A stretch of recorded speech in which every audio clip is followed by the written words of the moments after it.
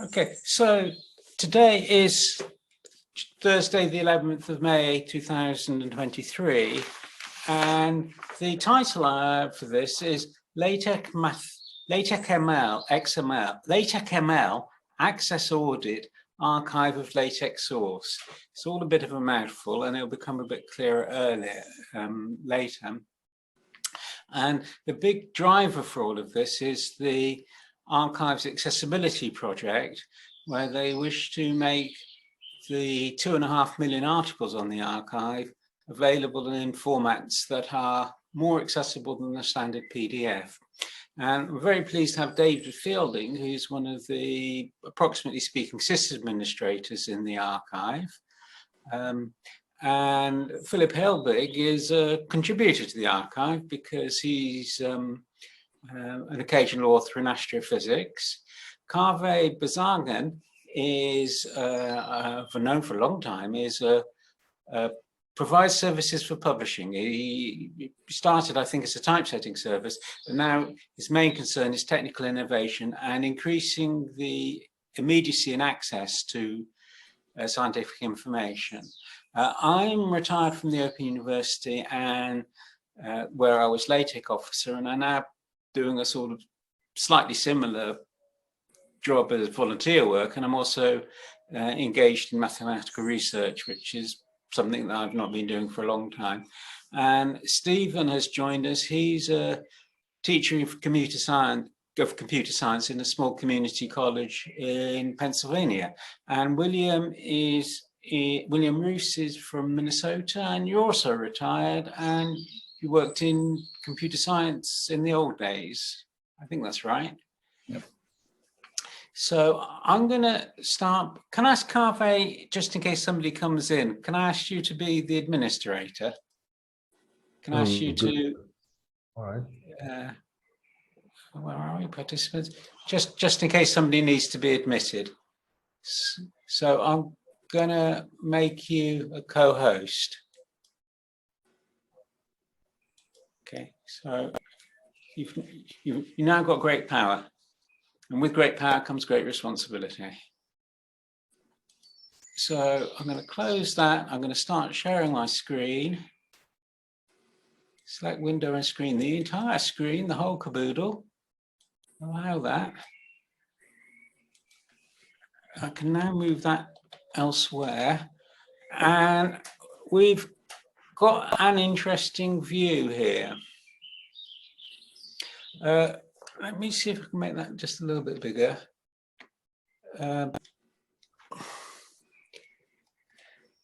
We won't need this thing very much. This is what we want. Can we read the text on the screen? Yeah, looks fine. That's fine. Okay. So I'm going to, in the right-hand pane, there's a view of what we've got. There's some administrative files that have got dots in front of them, like .git and .gitignore. The three main items of interest are at the bottom of the right-hand page. They're articles, example.py, and tools. I use the Python programming language. So if we look at the other pane on the left-hand side, we have 10, count them, 1, 2, 3, 4, 5, 6, 7, 8, 9, 10, archive IDs. Except to make life a bit easier for some purposes, I've replaced the dots in the archive IDs by a underscore and the forward slashes in the archive IDs by a double underscore. The bottom three IDs are old style IDs, and the top 7 IDs are new style IDs, which start with the year.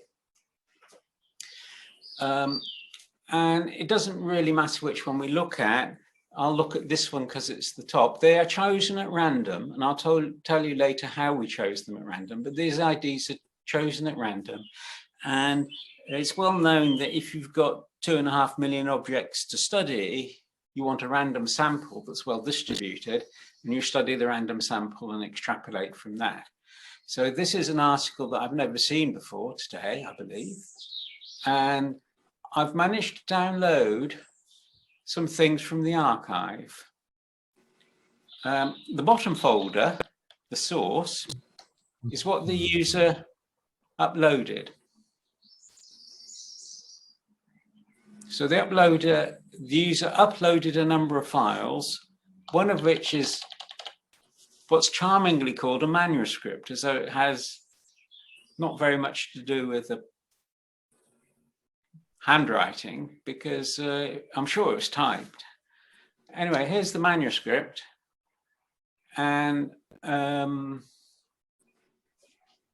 can just scroll through it, and there's lots of stuff in here, and not much of it makes much sense. And in any case, we're interested in the accessibility side of that. So I'm going to put that to one side because there's too much of it to audit by hand. But I'm going to go up a fold level.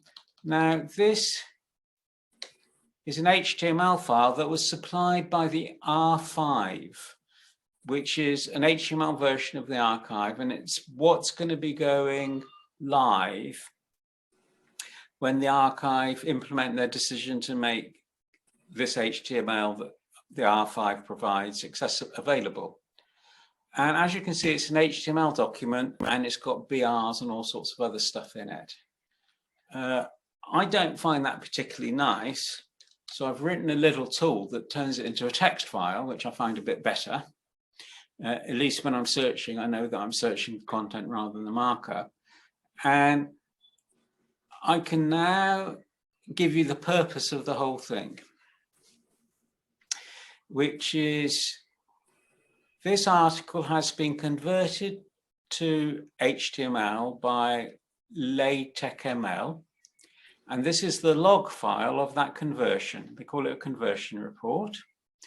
Here at the top, you can see the article ID. And what we're interested in is the errors. There's something that I've not seen before here. Perhaps I can highlight it. No, my highlighting isn't working very well. Let's see if this highlights it. Well, it does highlight it, not very high, but there we are. It can't find something called LSART5P because it needs its own version of LSART5P, and we'll find it in a moment. And then we go down, and there's an unknown bib style here at the bottom of the page. Let me try and highlight that. And there's some statistics about what's happening, and that's it. So this one seems to have succeeded perfectly well. And if I look at the source, we can see that there's that LSART5P and LSART articles. There are some figures which I'm not going to look at, and this is the manuscript we were looking at before. While we're here, we see that it's Sophia Quaglione and Peter Navratil from the Lawrence Liverborn Lab, and there must be a title somewhere. This is an interesting thing at the top of the page. There's a superscript without anything being attached to it. It's not the superscript of anything. And then we've got HE, which I think is helium. Yes, it is. Yeah, so this is the something for helium, total photo absorption cross-section. And there's something else that I had noticed before, which I guess appears fairly commonly, is that we've got a hyphen after the two, but it's not a hyphen that's been introduced by a line break. It's a 2+3.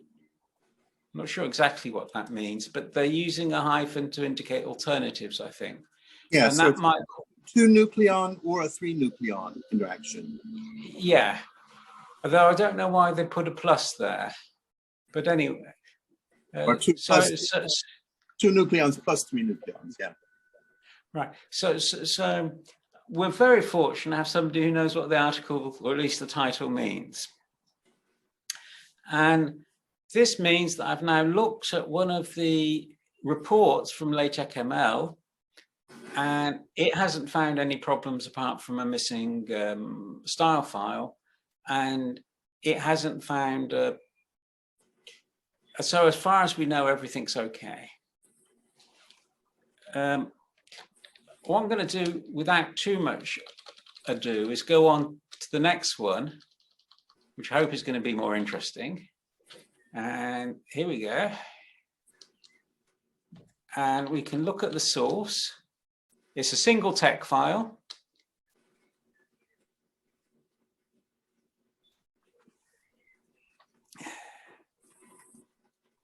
And it's bounds for the relative nth nilpotency degree, where I expect that the n is a mathematical n. And the author is Rashid Razaya and Francesco Russo. And I actually know some mathematics, so I won't go into that. But let's look at the access, let's look at the report that we got from the conversion. And now it gets interesting. And I'm going to highlight this interesting part if I can. No.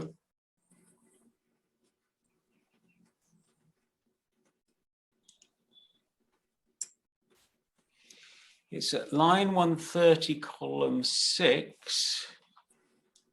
And we can actually bring that up here. That's the one.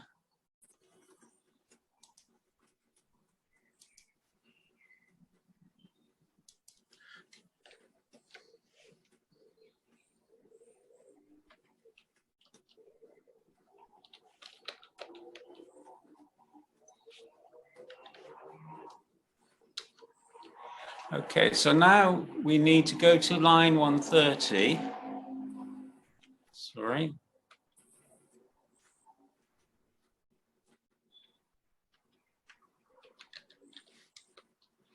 So here's line 130, and I'll put this at the top of the page. Oh no, what's happening here?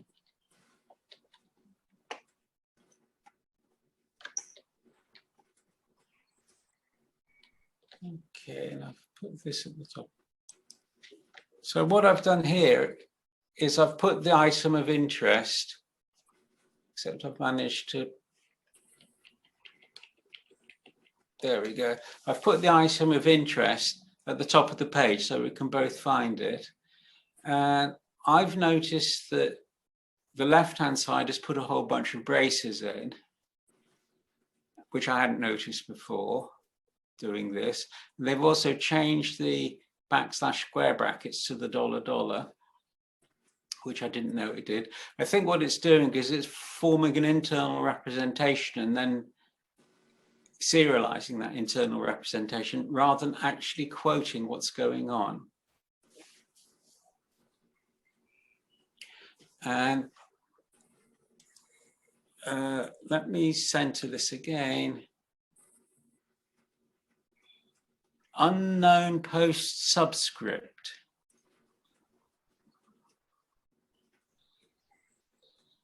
There's an unknown post subscript there. And I've no idea what that error is, just looking at it.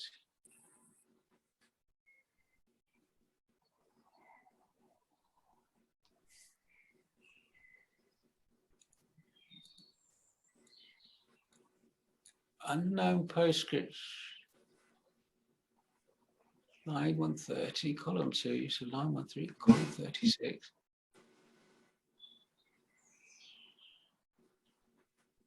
Unknown post subscript rel op.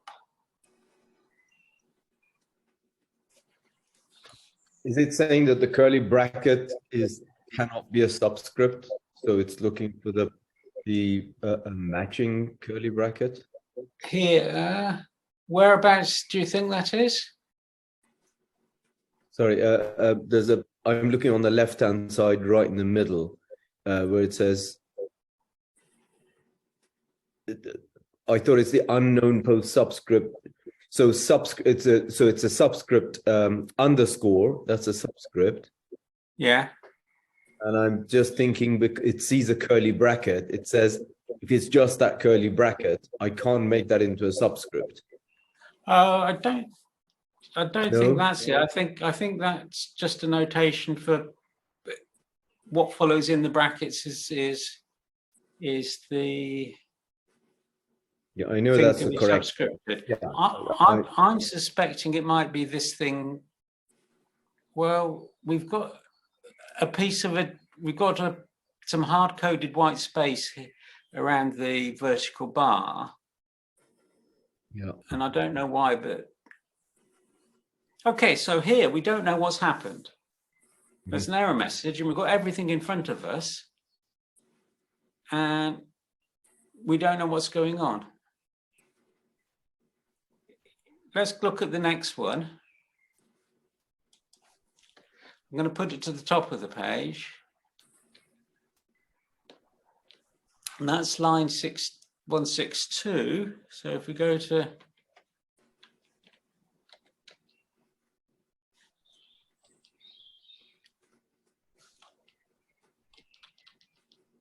oh God, I'm going to bring this up to the top of the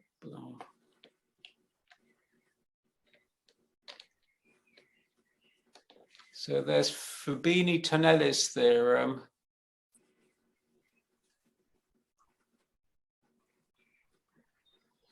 And there's something going on here that we don't understand. Now here's the display mathematics. Int sub h dot dot dot left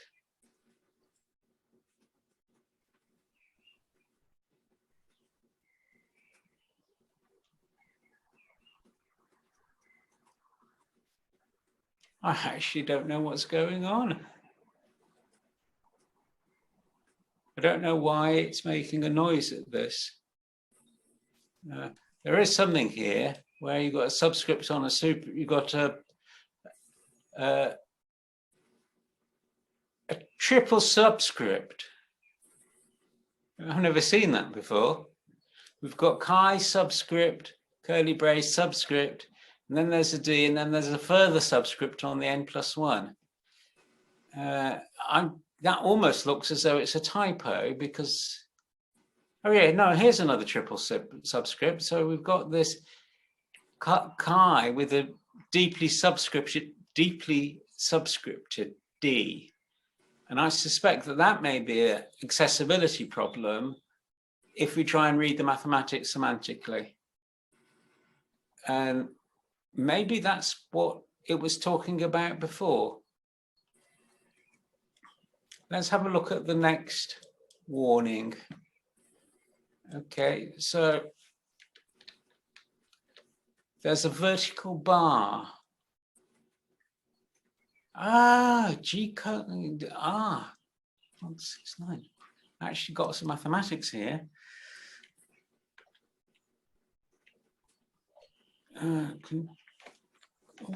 GG, go to line.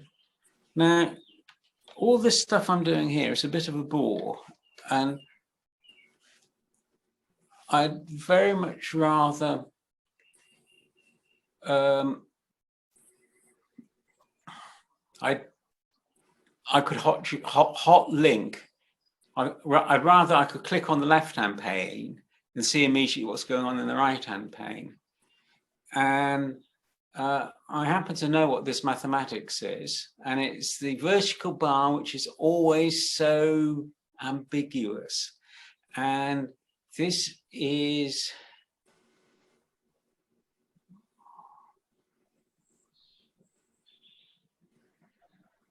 a bit of strange notation. Is the size, we've got one group inside another. So the size of G is a factor of the size of G of H. And the number N is how many times G, so to speak, appears as a copy in H. And it's saying that that number is finite. If that number is finite, then something happens. And we've got another G colon H there. And the colon is an interesting thing because in plain text, there are two ways of getting a colon, and this is one of them, and the other is to spell it out. And they have different semantics and they have different meanings. So, not having a recent memory of what's going on here, that might be what's going on. So something's going on here that it's complaining about. And if we search for the next warning on the next page, on the next line, we get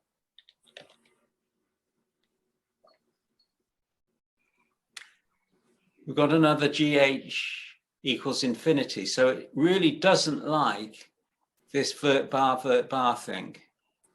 And I bet you we got another one. That's another one.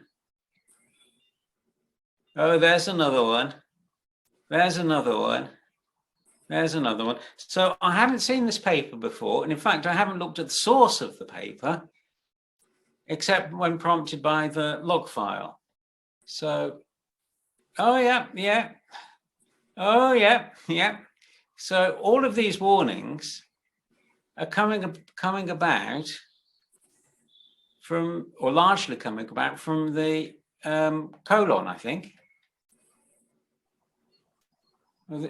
There's a lot of stuff going on in this formula here, but I bet you there's a colon in there. Maybe there isn't. Yes, there is. Here's a colon. Can you see the colon? That might be the problem.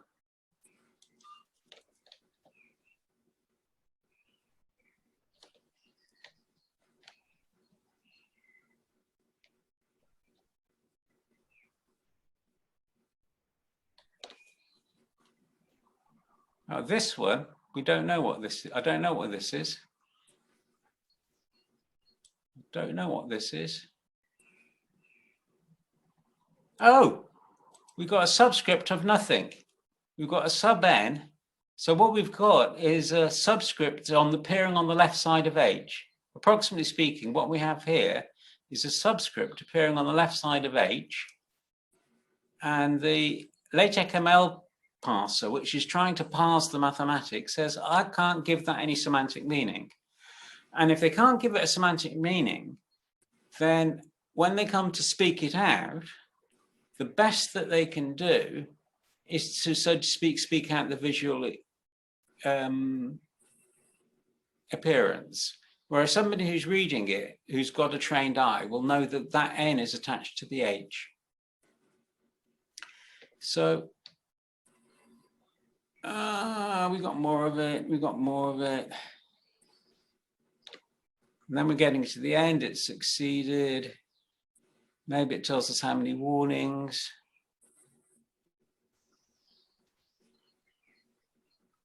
"22 warnings. So it would be nice, wouldn't it, to have a tool that would categorize those warnings and say, oh, they've all come from this except for these ones that haven't. So I've probably done enough of that, but let's look at one very quickly. Let's look at just one more very quickly so we get a feel for what's going on with these log files. And we'll do one from the year before last. And we'll look at the log file and unexpected on end document. Unexpected EQN array. Uninitialized, uninitialized, uninitialized, uninitialized, uninitialized. Malform.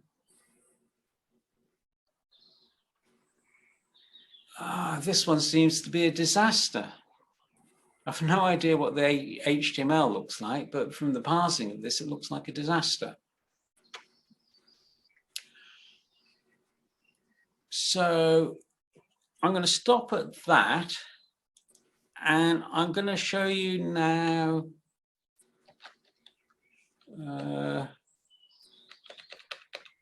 what's going on. So the example.py is the driver, and all this is pretty new code, like I've been writing, well, this stuff quite recently. So there's actually a very useful tool which is called get random archive ID. And there's a URL that allows me to do that on the archive, or rather on the LaTeX, on the R5 website. So I've wrapped that up as a tool, and that will just give me a random ID. And here are 10 IDs, and there are the IDs that I previously showed you. And what I do is I create a store for the articles.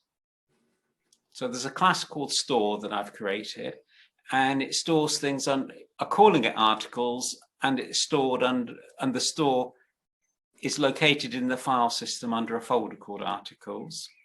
And then for each of the random IDs, I make a directory for that in the articles store. And I put a break here because I've already done that piece of the construction. And if I do it again, I'll get an exception.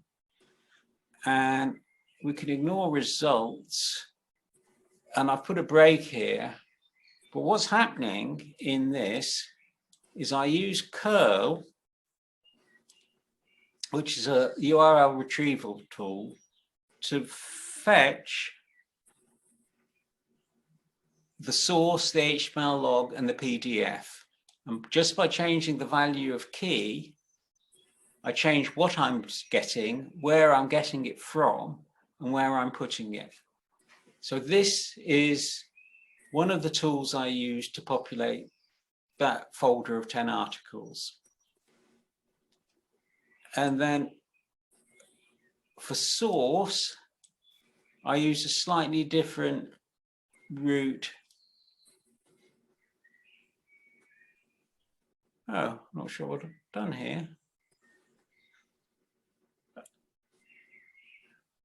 Oh, I make a folder called source for all of the, just like I made a folder for each article. So for each article, within it, I make a source folder. And here I use tar to extract the source, to extract from the source the files. So all of this is basic administrative work that I need to do somehow if I'm going to read the text file. And it turns out that this isn't good enough because these two fail with return code 2. And the reason why they fail is because it's not a tar file. It's a gzip file that contains one single text file. So articles 2 and 4 fail in that way. So I have to do that as well. And then here, for each of the random logs, I create the text file. So altogether, this is 138 lines of code, together with the things that I'm importing. And the things that I'm particularly importing is this from the tools folder. So in the tools folder, there's some stuff that I find useful that I prefer to package separately. So there's probably about 250, 300 lines of code that allows me to start with a collection of our random IDs, or even just one random ID, or even with no random IDs, and then I can use this command here to get one. So I can just get a random ID and get the archive information for it. And if I do that and run these tools behind it, I get all of these resources and the source is unpacked. Oh, I didn't know we were going to get this. Turns out this is a nested archive. So it's got a, oh, that's interesting. It's got an empty folder. And he's got another folder here. And this is the text file. Some documents only have the text file and don't need anything else. Most of my articles are like that. Well, except they have a style file as well. Fast subspace identification method based on containerized cloud workflow processing system. from various gentlemen in ladies from the School of Automation in Beijing. And I think that this article has one line to each paragraph. Oh, well, I hadn't noticed this before. Well, as they say, this is all Chinese to me. I think this might be a comment in Chinese.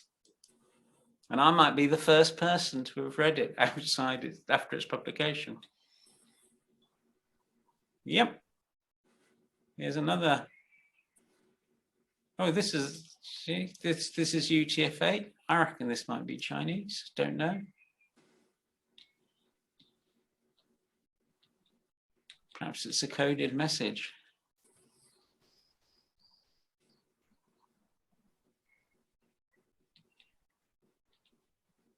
Oh, and this is a table. Gosh, what a table it is. I bet you they had a computer write that table. Okay, this is all very interesting. It's not why you come here to look at all this text source. So what I'm going to do now is go up, escape from all of this. So here are 10 articles. I reckon in 20 or 30 minutes, once you get your eye in, you can summarize the errors in one of the article and ask some questions. And when I say ask some questions, what I mean is, here's such and such. I wonder how many other articles in the archive have this problem.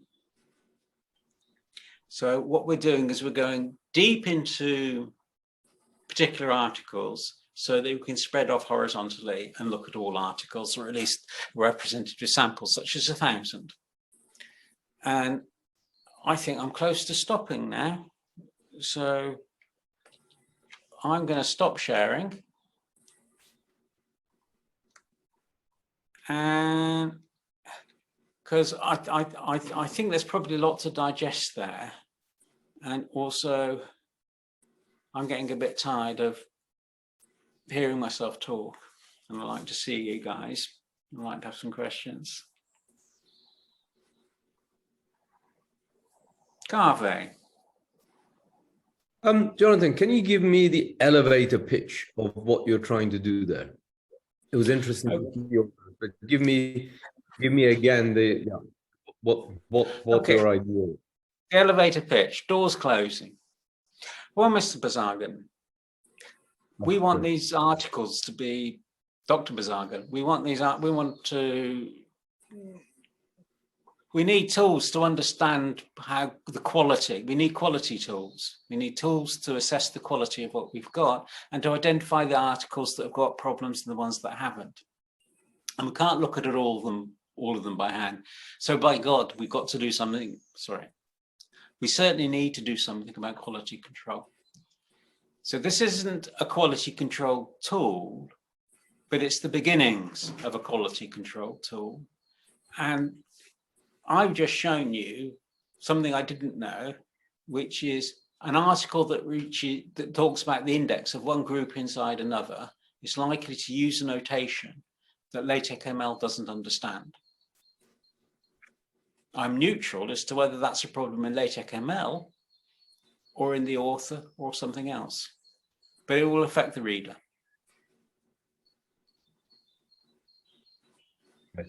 There's one thing you said when you were going through that LaTeXML cannot make this into a semantic, understand it semantically.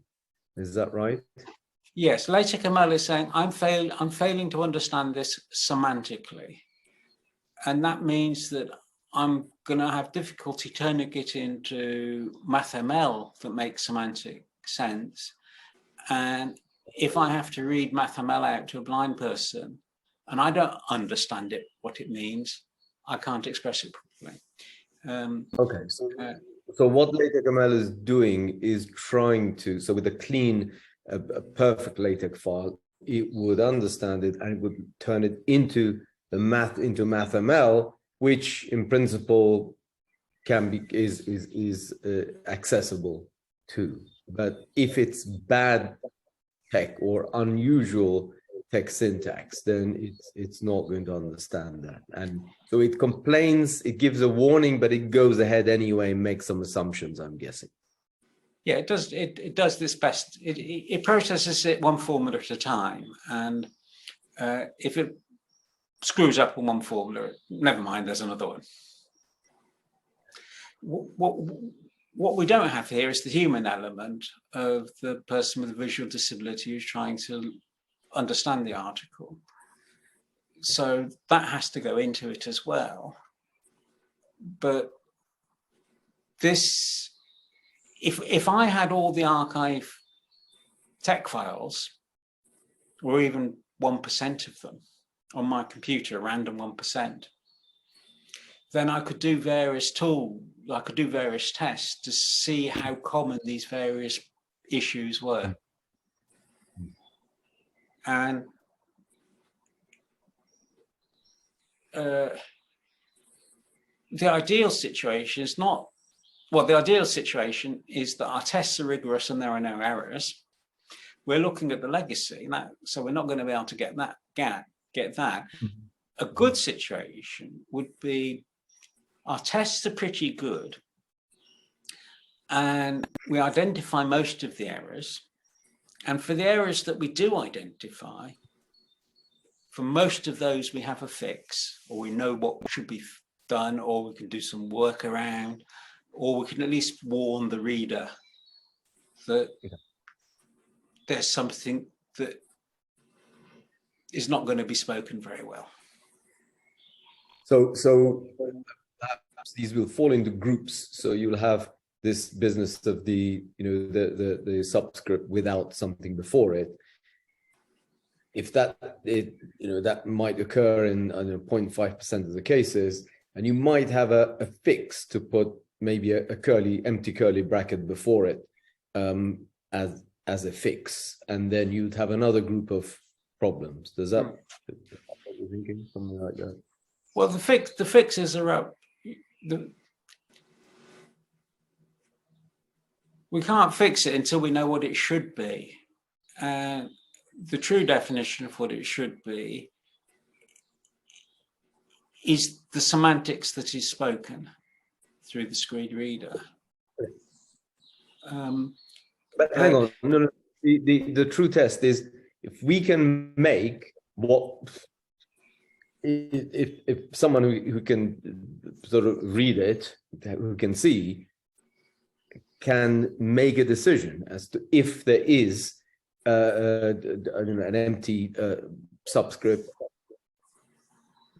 do this then 90% of the cases that is fixed. Then it should be also readable to someone who can't see. We have to have some tests that involve living creatures. Of course, yeah. I think that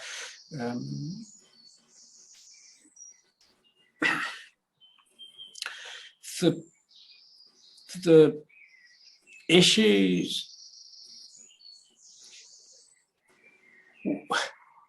What I find quite exciting is the ability to get some sort of feel for what the corpus is like. And if we have decent metrics, then we can encourage improvement year on year, and we can measure improvement year on year. So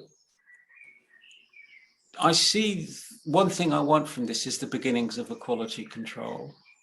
Not quality control, quality measurement. This is measuring quality. One of the great advances in engineering in Britain in the 19th century was precision measurement and micrometers. And there's one workshop I read about where they had one micrometer that was, and then this is the time when you couldn't buy a micrometer, you had to make your own. And you certainly didn't have optical grating. Anyway, there's one micrometer that in the workshop, big workshop, that was called the Lord Chancellor, which is a very high-ranking judge. And the Lord Chancellor was used to resolve all issues regarding the size of things. So if something was supposed to be of some size and it was alleged to be of a different size, the Lord Chancellor would be brought in to do the measurements.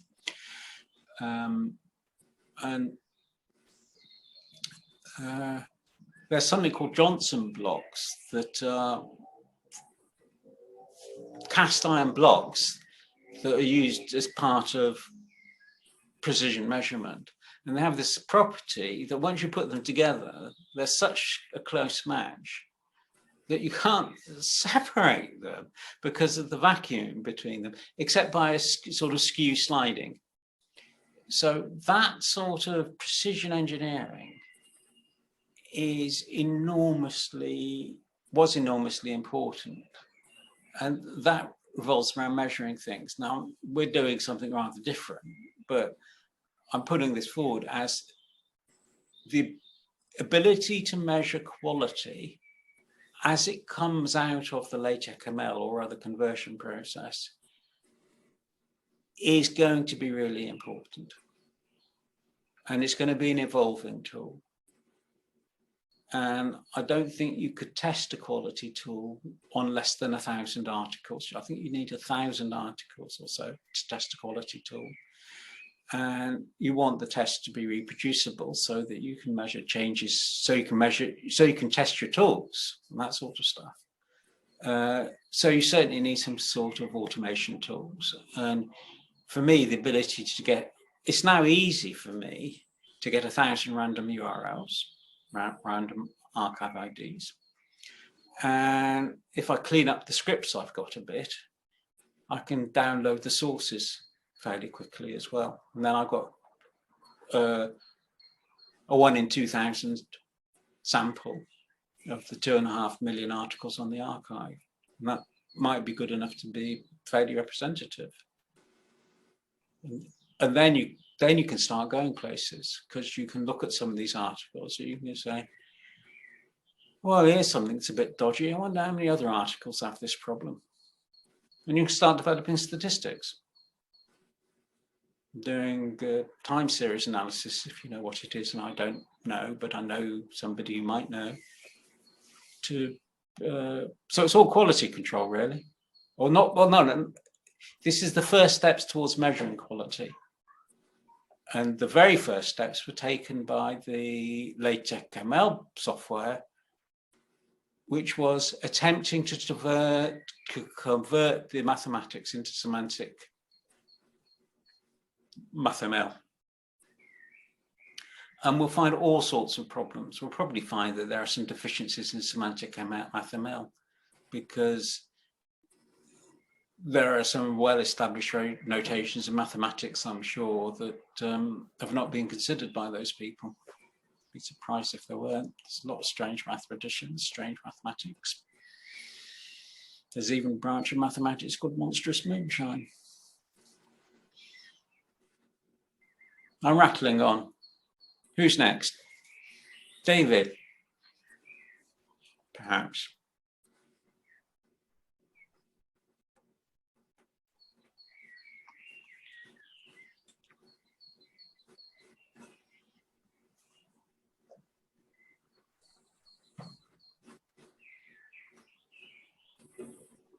Philip, do you want to say something about the nuclear physics stuff?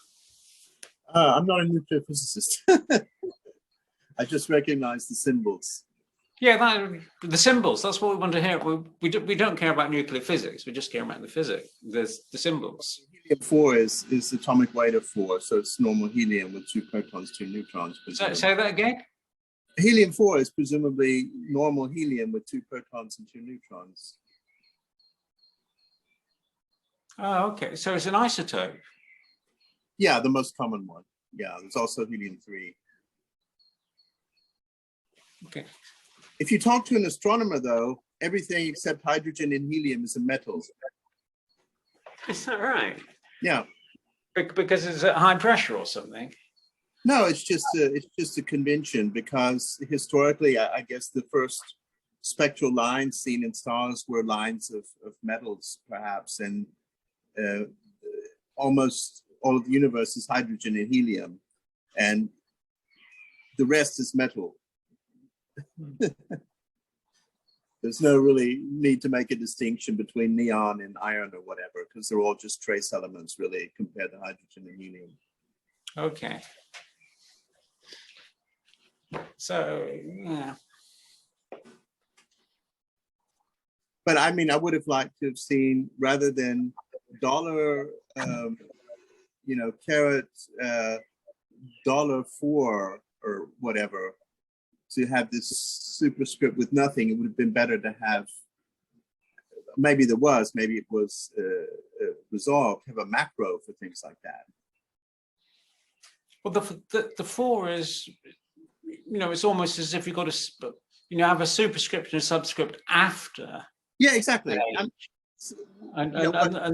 Sometimes you need to decorate it all around. I mean, what comes out is correct as far as the typesetting goes, but if you just hard code it like that, it's not clear what it is. I mean, I'm sure there's a package which uses which defines things like this, and internally it might code it that way or some other way.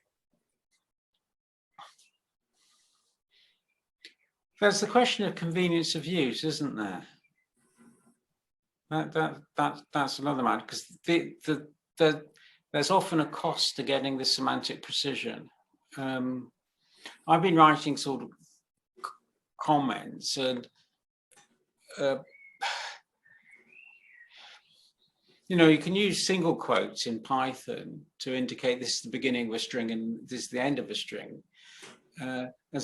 So it's quite natural to say the word lion and so forth. And that works fine until you say that the word rabbit, quote, isn't. And then you've got an apostrophe in the middle of the isn't that messes up the simple parser that Python uses. But we know that it's not string delimiter. So in some sense, having some artificial intelligence in the parsing language might be the way out, the way forward for some of this stuff. I guess the other part of the elevator pitch, which is for Garve, is that this approach allows your decisions to be evidence-based. If somebody says, this feature, this package will be useful for the following reasons, you could say, okay, here's 1,000 articles. Show me where you'll use it. Where's the evidence that this will be useful? Where's the evidence that it has been used? And I think the great thing about an evidence-based approach is that everybody's got an opinion and all the opinions are different. Whereas the evidence, the facts are sort of somewhat sacred, and evidence approach helps lead to objectivity and precision, I think, and less disputation, because we all have our, let's call them egos, and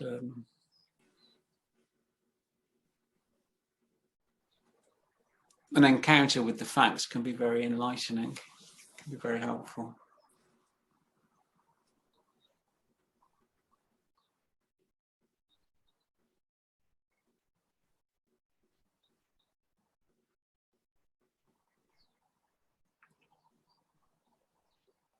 Is this, I sort of feel,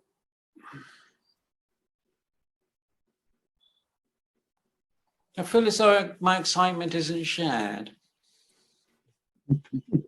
I wonder if you had an example which didn't work. I had an example that didn't work. Do you want to look at another? And you were surprised at the errors. Yeah. Yeah. I discovered without knowing it that this vertical bar G:(H) vertical bar notation is quite widespread in group theory, and it doesn't work with LaTeXML. Mhm. Now, I've done enough group theory to be familiar with that notation and what it means, and it just sort of stands out because it's a common notation in the area. Whereas the people who developed and work with LaTeXML won't have that immediate recognition, just as I didn't have much recognition of what was going on with the HE and the superscript 4.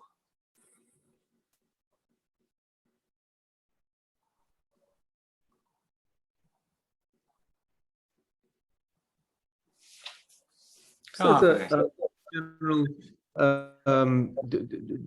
make it much more general. Now, we're looking at LaTeXML, which doesn't, as I say, has done an amazing job of taking these legacy documents and converting them. We were starting from school. If you were starting from scratch, Jonathan, what approach would you take if someone said there is no LaTeXML or nothing's been done yet? How would you? Where would you start to convert? Would you use LaTeXML? Would you use something else? Would you develop a new? But there is LaTeXML, and I view it as a bit like the answers in the back of the. You know, it's a mathematics book where there are exercises, and we've got some answers in the back.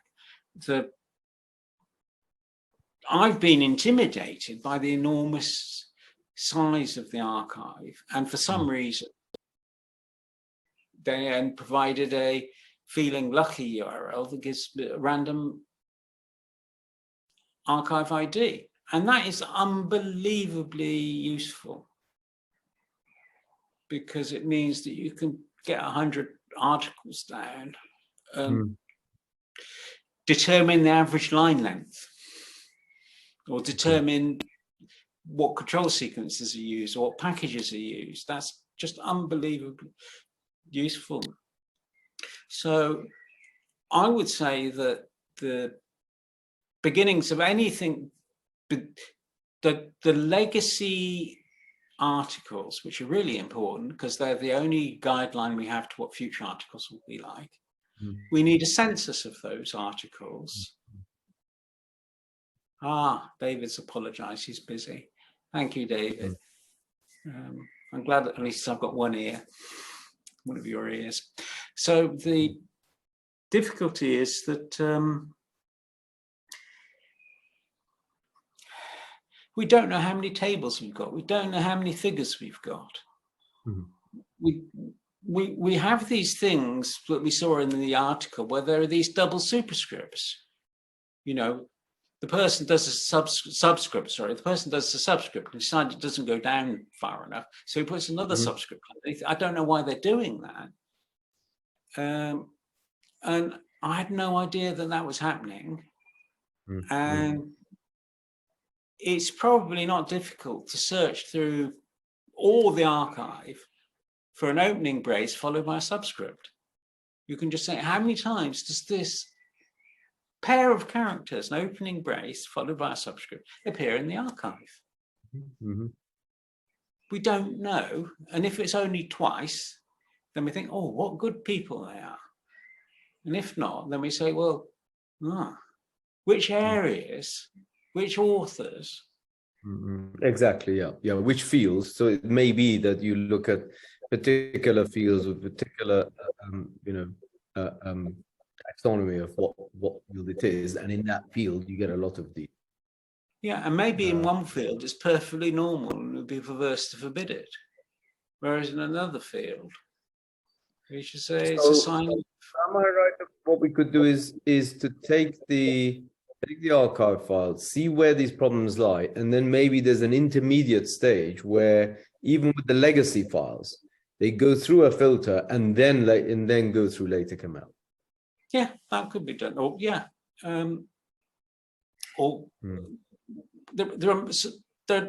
we don't know until we get there. Okay. Yep, I agree. It's a great first step. I think the point, I mean, they're sort of doing it from the computer science end. If you look at it from the human end, the human beings will look at these things and say, we've got a problem with this. And we find out there's a problem. We solve that one problem on that one article for that one formula for that one person. But if we can get a root cause of that problem, then we can try and solve it across the whole corpus. And simply having a measure of how you, Philip, how many stars are there in the sky? Can't hear you. You're muted. Yeah, on a clear night with good eyes, and if it's dark, you can see about 2,000. No, that's not the question. It's not the question I asked you. And if how many stars are there in the sky? About 10 to the 23. Do people argue about the 22 and the 24? Yeah, I mean, it's known within order of magnitude or two. But it's within the observable universe. We don't know yet if the universe is infinite or not. And are they evenly distributed? No, they're in galaxies. Ah. So just how many stars and where are they takes you into questions of astronomy. Oh, yeah. Yeah. Oh, yeah. Well, knowing how many errors are there in the archive. Not 10 to the 23, I don't think. Not yet. It's probably 10 to the single digits. 10 to the 10 errors in the archive. Where are they distributed? I think the bibliographies are probably the best part of the archive in terms of lack of errors. But that's just an opinion.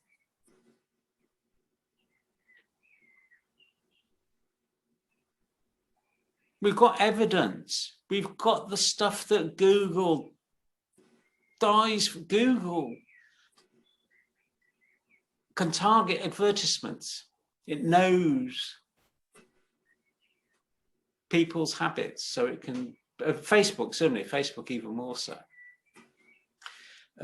If we know the archive, then we can target our tools to meet the needs of authors and readers. Otherwise, we're in ignorance. And that's why, for me, the LaTeXML is such an important, and the R5 is so important, because it opens the door, that it makes things available. It gives, I can download an article, download the conversion log file, search for the warnings, and instead of having an article which has got 1,000 or 2,000 lines, I've got 20 snippets, each of which is 5 lines, so 100 lines, all of which are quite similar in terms of the error they provide. So it says all of this stuff looks okay to me, but there are these problems here and here and here and here and here. And I can look at that, and it really magnifies my strength to be able to immediately home in onto things. And that's why I'm so keen. Everything would be even easier if the error messages from the archive were, so to speak, inverse search linked to the source in the text source, because the text source tells you what the author's doing, what's going on in terms of the author. And I have enough examples of under my belt to know that that's important and relevant. So essentially, part of my task is to understand 5% of the errors in the LaTeXML error reports. I think if I can understand 5% of the errors, in the LaTeXML reports, then that's significant progress. And I'm talking about set up the tooling, and then it's 2 weeks work to understand 5% of the errors. And the next 5% will be less than 2 weeks work. And it'll get cheaper and cheaper until it gets more expensive. And if we understand 50% of the errors in the LaTeXML reports, then that's really good. Because we're then saying to the LaTeXML people, there are these problems in the resulting HTML that the people who are visually disabled are reporting. Can you help us with these? And they have to improve their error detection rate. They need to give us more warnings. It's all a question of improving the quality, or in terms of chemistry, improving the yield. You have a reaction and you want to improve the yield. Or if you're a steam engine manufacturer, you want to improve the thermal efficiency. We want to improve the quality of the conversion and the quality of the input and the quality of the output. So the ability to measure quality is fundamental. That's my elevator pitch. Here's my elevator pitch, Carve. We're in an elevator. Do you trust it? What's the quality of the elevator? You want to trust the elevator? Well, what's the quality of the articles on the archive? Do we trust them in terms of their conversion to HTML?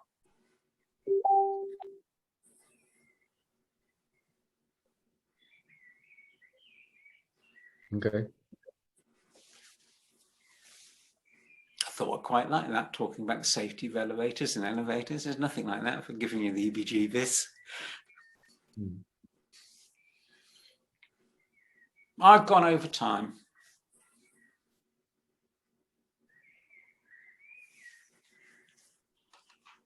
I've got to pop up soon, I'm afraid. But thank you. Always really fascinating and food for thought. And it was really nice to see those the log files, and it's gives you an insight of what they're not as bad as they look. They're not nearly as bad as they look. And if I can make those log files more accessible, then my time has not been wasted. These tools will become available on GitHub fairly soon. And then you can join in and explain it to other people if you want to. Sure. It'd be good to get some statistical analysis of what's happening and more user-friendly interface, if you like. My brother's an economist, and he's allowed to submit queries to whoever it is in the government that runs the census results to say, run this query on the census. You're not allowed to run your own queries on the census data, but you are allowed to run vetted queries, if you like. And that is a real gold mine in terms of economic social research. And the archive is a real gold mine in terms of the way people use LaTeX. Yeah, good point. Yeah.